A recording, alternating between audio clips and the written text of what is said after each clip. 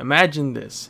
You're an anime villain, you're plotting something evil like world domination, genocide, something like that, you know how it is. When suddenly you see the main character trying to stop you, but you beat the shit out of him. Despite all his boring training arcs and filler arcs, the differences in your power levels are still too great. This is obviously your cue to say something like, "Huh, you're much too weak to face me now, you don't have enough power, come fight me later when you're stronger, I'll be tracking your progress. Use the fitness tracker app you can get on the App Store for free." And just as you're about to anticlimactically leave the scene, suddenly you hear a "hold it right there," and you turn to see all the main character's friends. Your eyes widen and suddenly your adrenaline turns to fear. "I have one thing you don't, evildoer," says the MC, wiping the blood off of his lip like he didn't just get his entire abdomen sliced up. "That's friendship." The MC stands up with the rest of the cast, and by now your fear is confirmed. Yes, this is a classic "we are going to beat you to death" scenario. Well, X,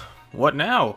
How do we escape getting beaten to death? That's a trick question. You already lost the moment you were on the opposing side of the themes of the story. "We are going to beat you to death" uses "are going" instead of "will." This is an active verb. You are going to be beaten to death. It's not, well, maybe you will get beaten to death. I don't know, maybe. You are going to die. That was already decided by the clock of the universe. So, you can't get out of this situation. We are going to beat you to death. If you want to be an anime villain, or at least one that wins, you have to avoid this situation at all costs. But once you're in this situation, there's nothing that can be done. No amount of power-up can defeat the power of friendship and a moral high ground. We need to avoid getting to this point in the first place.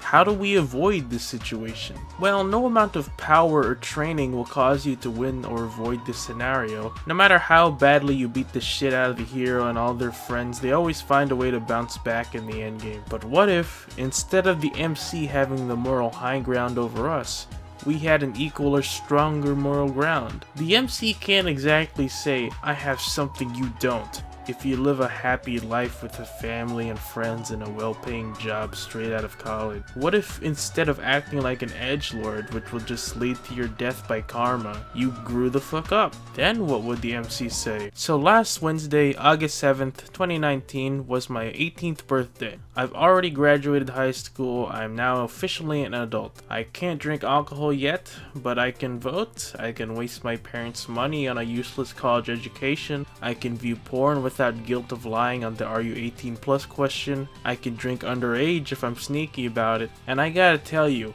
I couldn't be more terrified. It's scary, like really scary. Look dude, independence is scary. The unknown is scary. We all fear the unknown unless it's something like an unknown Christmas present. Look at me. I mean, I made good grades and all, but I wasted my high school days watching anime while eating bagel bites.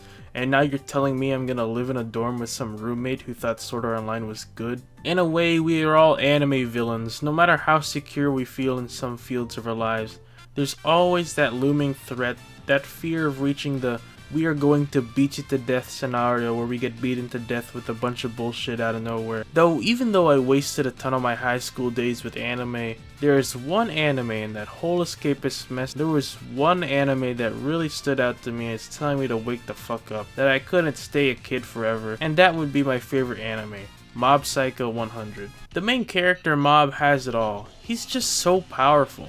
Nobody can match his psychic strength, and he can crush nearly any foe with ease. His psychic talent is just too great. He can't be matched by anyone else. He's just so cool. I wish I could be like him. That's how it may seem to certain others around him, like his younger brother. But really, without his psychic powers, Mob is just some socially awkward kid.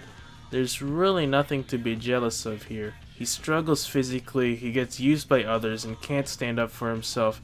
He can't interact normally with others for his life. He's just so lame. Now, imagine if Mob just had enough. What if he decided, fuck it, people aren't gonna boss me around anymore.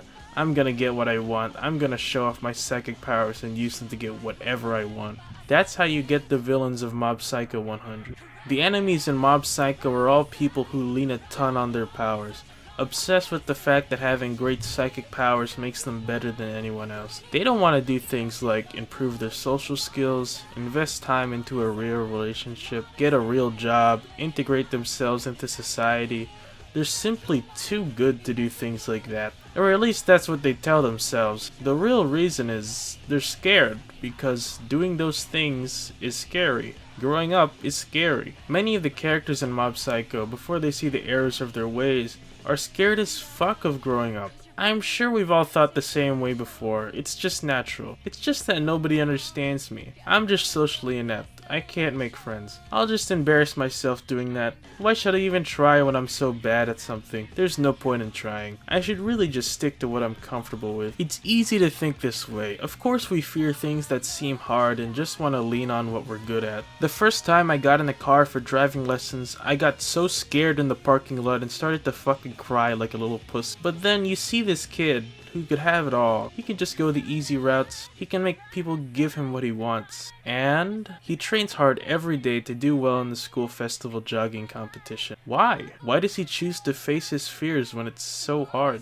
Because Mob, even though he's just a wimpy kid, he, more than anything, wants to improve himself. He's not okay with just being some weird kid. He wants to grow up and impress his crush Tsubomi. He's willing to face those fears in order to grow up and become a better version of himself. Because facing your fears and doing scary new things is what growing up is all about. When I see that scrawny little kid running his life out, genuinely taking strides to improve himself, no matter how hard it gets and no matter how much better everyone else is, no matter how many times he fails, and refusing to take life easy, I think, man, I guess I look pretty lame being scared of driving. And there are going to be times when we don't know what the hell we're doing, when we still feel like kids thrown out into the world prematurely. There are going to be times when we think, man, I miss those days when I was living with my parents, all I had to worry about was some stupid reading log. And yeah, those days were great, and sometimes we wish we would be good at everything we do already, and only have to do things we're good at. We all don't know what the hell we're doing, but the difference between being the beating to death and the beaten to death is that the beaten ones refuse to try. We can't just become edgelords who plot world domination because we don't want to become functioning members of society. We can't just stay holed up because we're too scared to face the real world and find out what we're gonna do. And that, my friends, is my plan for how we're going to avoid getting beaten to death by the protagonist of our lives and his annoying group of filler friends.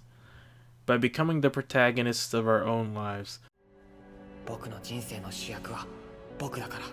What's up, guys? It's me again, Knuckles the Echidna. What? Me? Grow up? What? Why would I have to grow up? I'm just a plushie. What do you talk about? What the heck? You're so stupid. You just shut.